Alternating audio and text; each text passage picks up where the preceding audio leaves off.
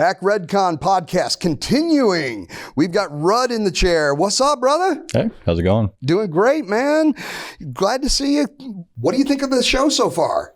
It's been great. Yeah, I've loved it. I've been coming to Hack Redcon for, I guess, 3 years now. So you're a repeat offender. Yeah. I love it. So tell us a little bit about your background. Sure. Maybe a little bit more unconventional, but mostly software engineering for the past 10 years. But early on, I would say more in the cybersecurity space. And that's I would say what kind of piqued my interest in software and kind of launched. So you're actually a software developer with a security conscious mind. That is something we don't see very much these days. Yeah.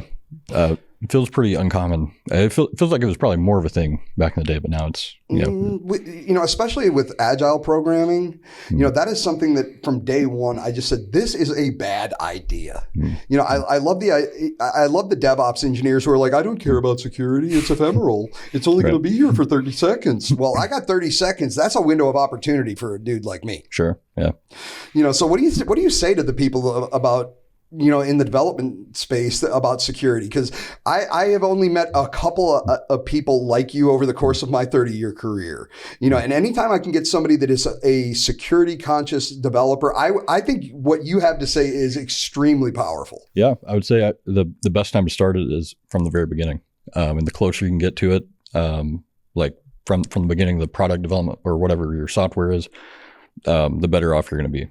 I feel like it's kind of coming back. If you've seen like the DevSecOps movement, it's starting to make I've been a push, strong proponent in DevSecOps, but the problem is, and this is something as a developer I really want to dig down into a little bit. How do we build the security conscious framework into developers' minds? Because, I remember, granted, when I was in college, it was, we were still chiseling on stone tablets and things, and our computers were basically mainframes. But it was never really something that was brought up. It was a topic that would be kind of like brushed over, and when it comes to monolithic programming or agile, developers are all about code. How do we get them to start thinking about secure code? That's a good question. I don't have a great answer, but it probably starts with education, number one. I feel like, as the speed of iteration and how quickly you can develop apps now with all these, AI platforms, you don't even have to know how to code and you can write an entire app. But that doesn't mean that there's going to be security baked into it, especially if you've never been taught that, then, You just brought up the next point I wanted to make. I'm a big fan of futurism.com, as you can imagine, being, the cyborg guy that I am. But there was an article there, and I've asked a couple of people, but you're the first developer I've had in the seat so far. There was an article there last week that said giving a student the advice of learning to code is actually worse advice than telling them to get a face tattoo. Interesting. Why? Because of the concept of vibe coding. And like you said, you don't need that base knowledge of coding anymore to be able to build an application. I personally think that this is a terrible, terrible idea. For what it's worth, my degree was not in computer science or security. My degree was actually in industrial drafting. So I was a CAD operator. And I remember, being in junior high and they showed me, AutoCAD, and I was like, I want to do that. Yeah. But they were like, no, if you want to do that, you see that board, those triangles and that T-square over there, you need to start there. Mm-hmm. So that gave you the fundamentals to understand how to interact with the application to draw. If we're removing the base knowledge of coding, what does that look like for programmers, 5-10 years down the road? Yeah, I think that's a major concern. I think, going back 20 years ago, say, even like the barrier to entry, which is a lot of times a bad thing, is kind of a good thing in that, you have to learn how systems work and how they're composed and how pieces interact. 7-layer OSI model. Right. And now it's like, in the past 10 years, that really evaporated, right? There's software development happens at a much higher level. And that's probably part of the problem of people just becoming more and more detached from the security angle. And now AI is, like I said, just a whole different ballgame in terms of there's basically zero barrier to entry, and you can be producing apps. And there's already been several like vibe coded apps that have had major leaks. Absolutely. They're not secure. And to me, this looks more like prophecy than anything else.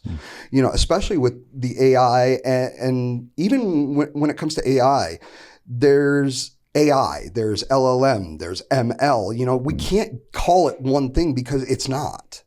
You know, and to watch how this stuff is completely taking over is terrifying on one hand, and it's like the opening of, you know, possibility on the other. So it frightens me, the fact, like you said, a lot of these vibe coded apps, they're being released without that security background, and people's data and files are being compromised. And on top of that, as a society, I feel that those of us here in the United States have been completely desensitized to the concept of what we're actually giving up. You know, I do a lot of extensive travel, and I don't see that same kind of like flippantness in Europe or South America, or, you know, even in the Asia Pacific regions. Really? Why do you think that is? Because I think GDPR compared, you know, that to me, GDPR was kind of like the line stops here, you know, and it wasn't until they first had that first person that got charged and had that massive fine. Right. That's why I think it is. You know, we don't see that here in the United States. And as a result of that, I think we've just basically considered our personal information, PII, to be kind of the cost of doing business. Mm-hmm. Yeah. What do you think about California has a basically GDPR equivalent now, right? That you know, I'm not a fan of California, and I'll freely say that on multiple levels, but I think that's one they got right. You know, which kind of contradicts the fact that, you know, you can't have gasoline powered cars in 3 years. So it's like, on one hand, they're doing great work, and on the other hand, I'm like, what the hell are you thinking? Right. But, you know, it's terrifying to me how this is all playing out, because in my opinion, AI can do certain things better than humans, and humans can do certain things better than AI. But, you know, the convergence point is coming, you know, and I've said for a long time that my definition of the singularity is not the point of consciousness to technology, but when humans and technology can integrate and live in a state of symbiosis. Interesting. Yeah. So you are working with a new AI project now, you said? I am. Yeah. It's called Valent. So it kind of started as, I would say, closer to like an AI research lab 2 years ago with my co-founder. And it was around the like I guess pre-GPT 3.5 time. And I didn't really have much interest in the AI world before that, because, like, you know, it's kind of cool, but I didn't really see the long term of it. But then I saw 3.5, I was like, oh man, this is a whole different ballgame. I've said for a long time, you know, in my opinion, LLMs are the 21st century's equivalent of the old databases, and prompt engineers are today's version of SQL admins. Interesting. Yeah. I mean, if you think about it, it's just a giant database.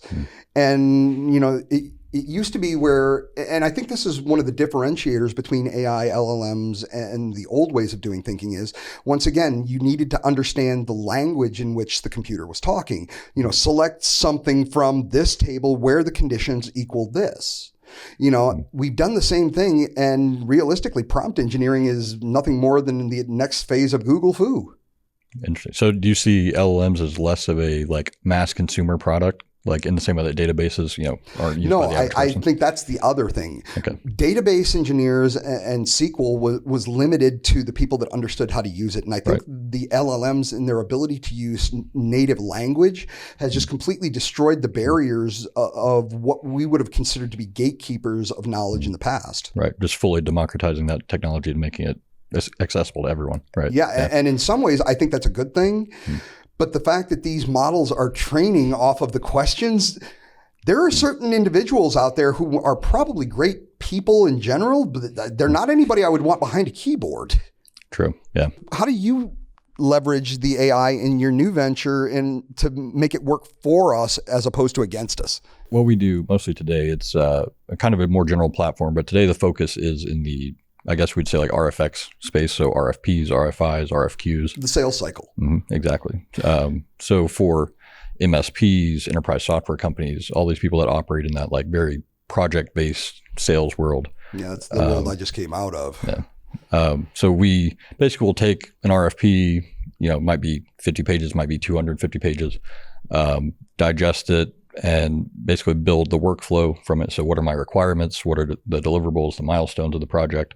And then we take your, say 100 good proposals that you've done before and say, all right, how does that compare to how we want to write this one, and fill it out, and then also be able to tag in and say, all right, now review the scope of work for this and review the financials of it and all that. So basically taking the time to proposal from, I'm a human and I have to spend 2 weeks. Oh, I was going to say, how many sales engineers out there are spending more cycles on just filling out RFIs, RFPs, RFQs than actually interfacing and working on those customer relationships? Exactly. Yeah. And that's our angle to it, is AI is not a replacement to people, right? It seems kind of a boring world, but it's very creative work, right? Like, how do you piece together the deal and the project and all these things? But humans today end up spending so much time on just the mundane, let me check all these boxes and let me go and pull these, copy and paste everywhere and build Excel spreadsheets, versus what if we just free them up to spend all their time on the actual important part, like building the relationship with the customer and piecing together a deal that helps everyone. I hope this isn't received as an insult, because it's not intended to be. You are using the AI as opposed to the AI using your product. So I think that's a very good point to differentiate. A lot of the way that this technology is being put into applications, it's more like it's using you. It's trying to dig information on you as you're using it. You, on the other hand, have found a way to say, I'm still the one in control. I just want you to handle all of this menial work. That was what AI was supposed to do. Correct. Yeah. Yeah. And that's I completely agree with that angle. I'm not really a fan of the whole, the world where, AI runs the world and, humans are less than. Like, to me, technology, the whole purpose of technology is for humans to leverage and help make the world better. And I agree with that. And I think if we could get that message across to a lot of developers and companies out there, this is supposed to help us. It's not meant to be a quasi-adversarial tool for you to data mine your customers. Correct. Yeah. So I love the fact that that's your angle, and I think there are more people out there that should be looking at it from the same type of perspective. So what's coming up next with this? I mean, is there a website that people can find out more about it? Yeah, it's getvalent.com. GETVALENT. Is there a beta yet for people to play with? So we did probably 6 or 8 months of kind of pilots with just very focused groups, but now we're kind of opening up to the general public. So that is amazing. Yeah. Is it going to be subscription based, or if somebody wanted to get involved with this or was interested in possibly getting a hold of this technology and product, what would be the process? Yeah, they can reach out to us. Like I said, at the site, we just have a simple contact form, and we like talking to everyone one-on-one. It's very, I would say, like white glove onboarding, because we want to make sure that we're just staying very close to our customers and developing it towards them. Because there's also a good deal today of like very, very much designing their environment and their version of the AI for them. That's just very, very custom tailored. That is awesome.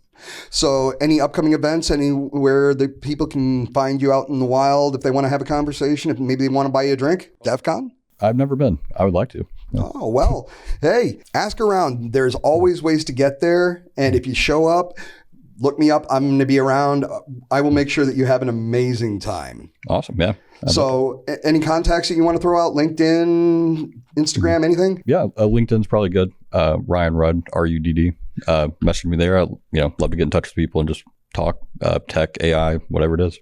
And after this conversation, I think we'll be having more conversations off air, because I like the way that you handle your business. So now that we've gotten through that, now comes the fun part of today. We are doing whiskey and war stories after our interviews. So we've got ourselves a beautiful 10-year-old bottle of Bullet here. And we're going to pour, just like DEF CON, on your the first time you speak at DEF CON, they'll pour you a shot. They say it's for liquid courage on your first time. Thank you. We are just going to sit here and do me a favor and tell me a little story of something about your career. It could be funny. It could be, a challenge. But tell me a good story that you would like to pass on. Could be knowledge to pass on. Could just be humor. What do you got for me? In the spirit of cybersecurity stuff, back to my origin days of how I got into it. So I kind of got into hacking and programming generally just through the Xbox 360 hacking community at the time. So, damn. yeah. I've heard about people that came into offensive security through gaming, but I'll be honest, you're the first one that I've ever met that actually admitted it. Right. And it's not, I don't look down on it. It's just, like I said, I've been doing this stuff for 30 years. I was hacking token rings, and I claim my first actual computer hack to be on a Commodore 64. Nice. So yeah, I programmed a kind of a Frogger game and screwed up. I know this is going to sound weird because I'm a lot older than you, but there was a time, believe it or not, out there where you didn't have the internet. Right. And you actually had to go to a store to buy software. And it was usually a department store like Montgomery Ward's or Sears or J.C. Penney's or something. But, they had magazines that you could order. And I think it was like Commodore Monthly or something. And they would give you basic programs that, that you could write yourself. And this was kind of like a Frogger style video game. And in screwing up typoing, I basically coded a God mode for the frog. And it blew my mind. And, and then I went back, I was like, wait, okay. So if I put a 0 there instead of a 1. So if I put a 1, oh, he's dead. Whoa. So, that was what opened my eyes to the whole system. And I never looked back. Yeah, that's awesome. Yeah, so it was similar for me, like just seeing it started with like, you go into a save file, right, and edit the hexadecimal values and be like, oh, like I can change the money on this game or whatever. And then it just kind of escalated from there to the point where I was like doing this as a thing online and had people like sending me their Xboxes to do this hack on. And then one day my parents come home and there's a stack of like 10 USPS boxes outside, and they're like, what is going on? Like, you're running some illegal operation or something here. And I got shut down that way. Oh, so you didn't get shut down by, Yeah, I got shut down the good way, the easy way. Well, it was probably for the best. Yeah. Although I can only imagine what that conversation must have been like. It couldn't be too far from when I personally, I decided to do all my implants. I walked into the room with my family and went, yeah, I'm doing this. You can talk to me about it, but it ain't going to change nothing. Yeah. And their faces, I got to think that your parents' faces were very similar, and without digging too deep into your personal, how did you talk your way out of that? I did. Yeah. My explanations didn't really work. Yeah. They didn't really understand, because, at the time, like from Eastern Kentucky. So they were like, what is it? Like these, Xboxes are just showing up on the door and you're doing what to them? Like, this has to be illegal. There's no way this is not illegal. So that is so out there, man. Well, cheers to your parents for raising you right. And thank you very much for continuing your curiosity and staying a part of this space. We need more people like you that can give us, clean applications moving forward. Cheers. Absolutely. Thank you for joining me today. We will continue with the next interview soon. And until then, care to say goodbye to the crowd? Cool. Bye, guys. Peace.